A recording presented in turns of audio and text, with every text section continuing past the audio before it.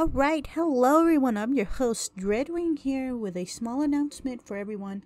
I started up my own Discord server. If you can, please join the Discord server, join where uploads will be posted, a poll of which fanfic gets to go next, and you get sneak peeks of which video or which story goes up, or any type of video game that you want me to play.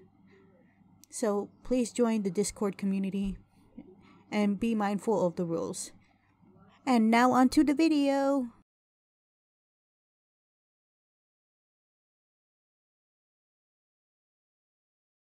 Chapter 8. Dracula watched the Dwiggy at work. They were disgusting creatures, even by his standards, but even the living could have their uses. Victor Frankenstein had certainly been useful. He had built this laboratory, something that no other living man could have done, and the Count had to acknowledge that he himself could not have, either. That admission was not easy for him. Even in life he had been an exceptional man, a soldier, a statesman, an alchemist, working at the height of his time's scientific knowledge. Now, in death, he was much more than that, and even Frankenstein's great genius had bent easily enough to Dracula's will. His minions looked at him expectantly and he nodded his approval. Edward's small gloved hand slammed a huge switch down, and the laboratory sparked to life. Brilliant arcs of electricity shot up and down the walls as the massive dynamos, generators, and machinery hummed and churned. The Dwiggy scurried around, feverishly preparing the equipment. There was a flash of lightning, and Dracula looked up at the shattered skylight, which he had smashed when he flew out of the lab on the night of Frankenstein's successful experiment. "Igor!" he shouted. The twisted little man looked down from the skylight, the heavy wind practically blowing him off his feet. The Count had been right to place him in Frankenstein's employ. Igor had been able to help repair the broken equipment and had helped him figure out how to operate the machinery. He was also naturally cruel and deceitful, traits that Dracula appreciated. "Yes, Master," Igor called down. "Have you finished?" he asked. "Yes, all is done. We're coming down to make the final attachments." "Good." "Yes, the living had their uses. Even the ones that did not serve as food." Dracula sensed another of his servants nearby. The werewolf glided in through a fissure in the granite wall, its eyes on Dracula. The creature was still struggling under Dracula's control. Well, that would not last long. He purposely ignored the beast. Werewolves are such a nuisance during their first full moon. So hard to control. The gathering storm clouds and absence of moonlight quickly took effect. The creature began to shrink and shed its fur. A few moments later, the great Prince Vulcan of the House of Valerius lay bent over in agony before him. Dracula stepped around him. "I send you on a simple errand, to find out who our new friend is, and you stop for a talk with your sister." He had witnessed that exchange in his mind and found it troubling. Though Vulcan had not revealed anything critical, when the moon was hidden behind clouds he had been able to effect a temporary transformation back to his human form. "Leave her out of this, Count," Vulcan spat out. "She doesn't know your secret, and I am soon to take it to my grave." Yes, he is strong, indeed, to defy me in thought even now. Dracula would enjoy this. He stepped up to the filthy iron pod that had once brought life to Frankenstein's creature. The new occupant of the pod had not been so lucky. Inside the device was a badly burned corpse. "Don't wish for death so quickly. I intend for you to be quite useful," Dracula offered, relishing the thought of what he was about to do to Vulcan. "I would rather die than help you," Vulcan said. "Don't be boring." "Everyone who says that dies," the Count replied. It had certainly been true for Victor Frankenstein. Dracula unfastened the metal straps that held the corpse. "Besides, tonight, after the final stroke of midnight, you'll have no choice but to obey me." Dracula used one hand to rip the blackened body from the pod and throw it in front of Vulcan. "Look familiar?" he asked with anticipation. Vulcan took in the seared form and there was a flash of recognition in his eyes. "Father," he whispered. Pain crossed the prince's face as he realized that all the time his father had been missing, he had been in Dracula's grasp. The Count could see Vulcan imagining what horrors had been inflicted on his greatest enemy, Lord Valerius himself. Dracula's treatment of his nemesis had been harsh. In the end, Valerius had been too weak to survive. However, even in death, he had proven beneficial. Dracula had repeated Frankenstein's experiment on Lord Valerius's corpse, unsuccessfully of course, but the attempt led Dracula to some new adjustments in the scientific experiment. The Count would have liked to savor the moment of torture on Vulcan's face longer, but he had more important business. Grabbing the prince, Dracula lifted him off his feet and slammed him into the pod. Igor barked orders at several of the Dwiggy and they quickly strapped Vulcan tight. He proved useless. But I'm hoping that with werewolf venom running through your veins, you will be of greater benefit. The Count banged the rusty metal skull cap onto Vulcan's head, attaching the cap's wires and electrodes to the dynamos. Already recovered from his last transformation, Vulcan struggled against the bonds that held him. In truth, it was a reasonably good display of human strength and effort. Of course, it was pointless. I may have failed to kill you, Count, but my sister will not, he vowed, his voice rising in defiance as he continued to struggle against the restraints.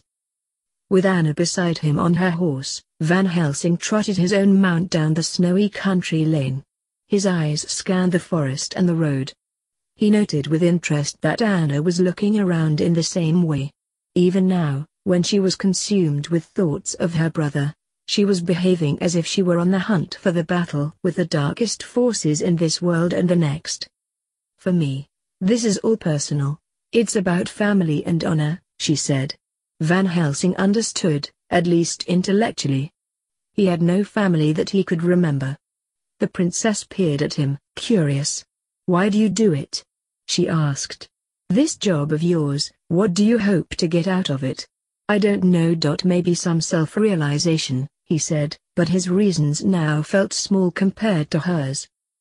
What have you gotten out of it so far? She asked, almost as if she were sensing his thoughts. Back pains, he said, a trace of humor creeping into his voice. Anna smiled, and Van Helsing found himself returning it. The moment was broken when they both spotted something ahead on the road.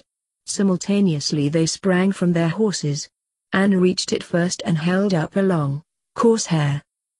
Werewolves only shed before their first full moon. Before the curse has completely consumed them, she said. Lightning flashed, and seconds later there was a clap of thunder. Van Helsing looked into the distance where a castle loomed over the countryside. More lightning momentarily illuminated the structure. There were also spectacular arcs of electricity coming from within. Something strange was going on in there, and whatever it was, Van Helsing was certain he knew who was behind it. Without a word, he and Anna rode for the castle. Minutes later, they reached a decrepit old barn next to the main building. As they dismounted, Anna said, I don't understand. The man who lived here was killed a year ago, along with a hideous creature he created. That's when your father went missing, Van Helsing said. Just after that. Van Helsing debated telling her more, but what could he really say? That his instincts told him Dracula was here? Instead, they simply strapped their horses to a post. Stepping across the snow and up to the edge of the barn, they stared past the battered front gate to the castle, where electricity flashed in a window high up in the main tower. The display seemed to be all the explanation the princess needed. Vampires, werewolves, lightning and winter. This truly is a nightmarish place, Van Helsing remarked. Anna just stared at the hideous-looking castle, lost in her own thoughts. I've never been to the sea, she said at last. Van Helsing looked at her. Her face was wistful. You may never live long enough to see it, he thought, and found that this saddened him. Even after witnessing so much death in the last 7 years of his life, so much life wasted, he was moved by the simple desire of a young girl to view something she had never seen before. He made a mental note to tell her a bit about the ocean when they had a moment. "I'll bet it's beautiful," Anna mused sadly, and started toward the castle. But Van Helsing grabbed for her, pulling her back. "There are those who go through the front door," he said, indicating the place where a lightning flash illuminated a dozen corpses tangled in the foliage, "and there are those who get to live just a little bit longer." Anna's instincts for this work were very good. What she lacked was experience. If she survived, she might eventually get to be as good as he was. Van Helsing found himself hoping that she would retire from this awful business before she becomes like me, he thought. Before she trades too much of herself for battles won. If Dracula's curse was lifted from this land, there would be no more monsters for her to fight. Perhaps he could keep her safe until then, for once preserving instead of destroying. Maybe that would win him back some of the pieces of himself that he had lost along the way. Van Helsing guided Anna to the back of the castle, where they found a small door that was more of an escape hatch. They would have missed it entirely had it not been hanging at an odd angle due to a broken hinge. Once inside, their boots quietly splashing through the dirty water that covered the floor, they found themselves in the middle of a large foyer that had seen better days. The place smelled of death and corruption. Dracula was here, Van Helsing could feel it. At the far end of the hall, a small figure scurried past. Van Helsing shouldered his shotgun. Anna nodded and said, "Dwerger." "Dwerger?" he asked. "One of Dracula's servants. If you get the chance to kill one, do it, because they do worse to you." "Right." Another mysterious Dwerger stepped into view. Van Helsing saw it was wearing rags and some sort of mask and goggles. Van Helsing lowered the shotgun. The Dwerger screeched at something up above him. Anna turned to Van Helsing, stricken. "They're using my brother for some sort of experiment." "Anna," was all he could say. She was desperate. "My brother is still battling the sickness within him. There's still hope." He grabbed her arm and kept his voice low. "Anna. There is no hope for your brother, but we can still protect others by killing Dracula." It hurt him to say it, and he knew it hurt her to hear it, but it was true. They could still accomplish something here, something important that would give her brother's death, and all her family's sacrifices, lasting meaning.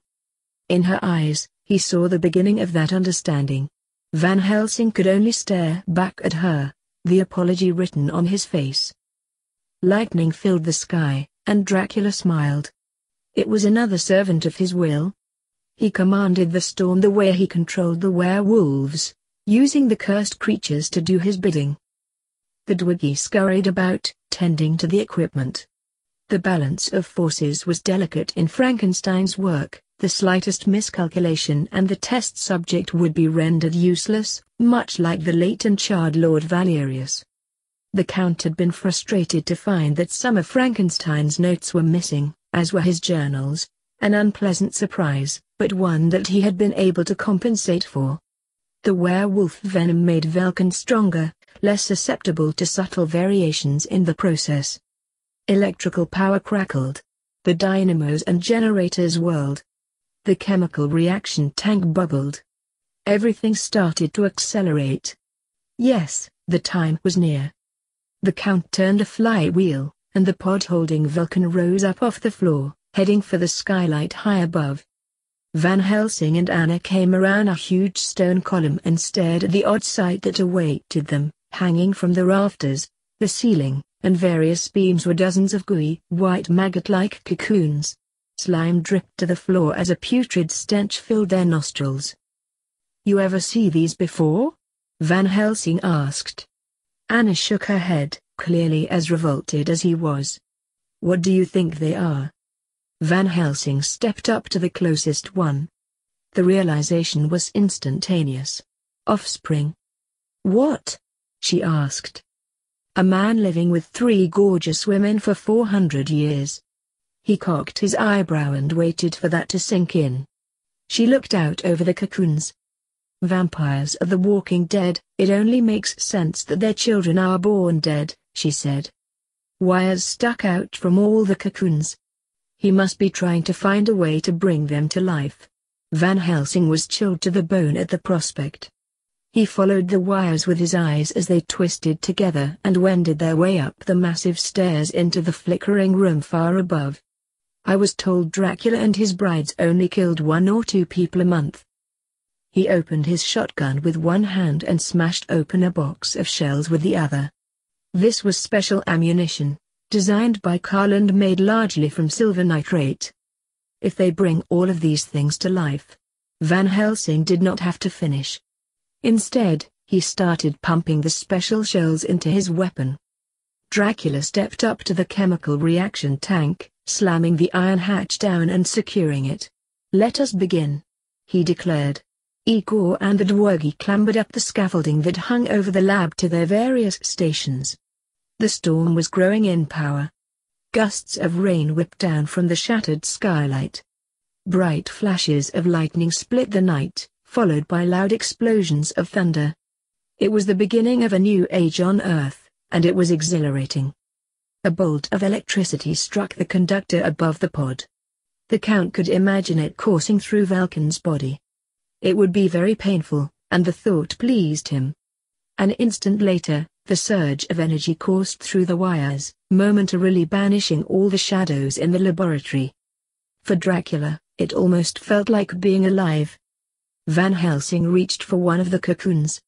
Its shell was soft, and he was able to force his fingers inside, even as his stomach twisted in protest. It was revolting work, the work of a trash collector, he thought wryly. The foul smell worsened as he felt the thick, cold slime. A startling flash and a boom shook the room, and the electrical wires in front of them began to jump like scalded snakes. Van Helsing fought the impulse to pull his hand out. Instead he kept digging, steeling himself for what he would find. There it was, something solid inside the viscous mass. Making the hole larger, he could finally see it from the outside, the small almost human-looking face of a bat creature. It looked like the monsters he had faced earlier that day, but rounder and stockier. Its eyes were large, dark, and lidless. A hairy pig snout sat over a gaping mouth filled with rows of tiny, razor-sharp teeth that were mottled and green. Despite the fact that the infant monster's eyes were open, it was completely lifeless. Van Helsing felt his own stomach twisting again as he gazed at the unnatural form. Looking at Anna, Van Helsing could see that she was also sickened at the sight of it. Another flash and boom, and the wires all around crackled with energy. The disgusting little creature snapped to life in front of them, hissing. Anna screamed reflexively. Van Helsing clamped his hand over her mouth, deliberately not using the one that had just been rooting in the cocoon's filth. Pulling the princess tightly to him, he watched as all of the sacs began pulsing with life. Then there was a sound above them, and Van Helsing saw the 2 remaining brides and a man dressed all in black stride out of the flickering electrical light of the laboratory onto a balcony. Dracula. The vampires did not notice them. He and Anna started backing off into the darkness as a third flash of energy ripped down all the electrical wires. The cocoons began to quiver wildly. The pygmy bat creature that Van Helsing had been prodding exploded out of its cocoon, darting up into the rafters on wings that were several feet across. More cocoons burst open, spraying the walls and pillars with white slime. The newborn monsters were flying around in the foyer, their hissing and chittering becoming deafening. Dracula's voice boomed from above, "They must feed. Show them how. And beg the devil that this time they stay alive." The 2 brides took flight with their offspring, and Van Helsing felt a chill at the thought of what they would all do to the people in the countryside. Dracula's voice bellowed, "You must feed. To the village. To the village." "This is where I come in," Van Helsing said. He whirled into the foyer, glad to see that it was now clear of the creatures, which had all flown up higher to be with their parents. "No. Wait. You can't," Anna called out. Van Helsing cocked his shotgun just as all the windows in the foyer shattered and the brides and the bat creatures started to fly out. He opened fire, pumping controlled bursts of silver nitrate that flashed through the air. The blasts hit several of the hideous things and they exploded into black goo. As he continued to fire, Van Helsing spared a glance upward and saw Dracula watching him, insanely furious. He slammed his shotgun into the holster strapped across his back. "Now that I have your attention." A moment later, Van Helsing wondered if attracting the attention of the Count was wise when Dracula screamed in rage and leapt off the 80-foot-high balcony, diving straight for him. Van Helsing and Anna scrambled to escape. From somewhere above them they heard the pounding of large wings and felt strong gusts of wind. Dracula had transformed into a bat creature himself. The turbulence threw around small objects and large, almost knocking Anna off her feet as she bolted out from behind a stone column and raced up the staircase, toward the laboratory and her brother. Van Helsing suppressed the urge to follow her. The Count was after him now, and she would be safest wherever he wasn't. As suddenly as it had begun, the wind subsided. Van Helsing kept moving, even as he heard Dracula's voice. "I can tell the character of a man by the sound of his heartbeat. Usually when I approach I can almost dance to the beat. Strange that yours is so steady." If Dracula could hear his heartbeat, it wouldn't matter how fast or how far he went, the Count would find him. Van Helsing ran anyway. Carl thought he could happily stay in the Valerius Tower bedroom for years. There were books he had not seen even in the Vatican's well-stocked libraries. Folklore, history, spirituality, as well as science and mathematics. Relics and ancient artifacts that he could not even identify. Almost hating to spoil the order of the collection, he had done his best to arrange the materials he needed as carefully as he could around the large canopy bed that temporarily served as his desk. He was reading a Latin text that he would have to tell the Cardinal about, a sacred book written by a second-century priest whom he had never heard of, full of case studies of exorcisms and the earliest incarnations of the rites of the Church. It was also one of the most remarkable books he had ever read. "Well, that's interesting," he thought out loud. His concentration was broken by a horrible chittering from outside. Running to a window, he looked out and saw what appeared to be flying monkeys soaring over the dark countryside. Whatever they were about to inflict some serious harm. Without hesitating another second, Carl ran out of the room. He made his way down the stairs and shouted for the servants to stay inside. As he exited the house, he noted that he really should be following his own advice. Well, it couldn't be helped, he had to warn the villagers. Racing for the town, he got but just ahead of the creatures. Dozens of people were standing in the town square, and several men and an attractive barmaid came out of a pub to join them, all staring up at the coming storm. Looking over his shoulder, he saw that the swarm was very close, with the two brides leading the charge in their own bat forms. The resemblance was unmistakable, and Carl suddenly understood what the smaller creatures were. "Oh my God! What do we do? What do we do?" he heard the barmaid ask. To Carl it was obvious. He ran up to her, yelling, "Run!" He yanked the woman into a doorway as the hideous bats descended on the square. The crowd scattered. Carl saw the monsters snatch people up and carry them into the air or join together to maul unlucky villagers. The creatures were powerful, and there were so many of them. God help us, Carl thought as the barmaid clutched him tightly. I'm glad you enjoyed that video/gameplay. Just remember to hit that like button, subscribe to the channel, and leave a comment down below. Until next time, goodbye!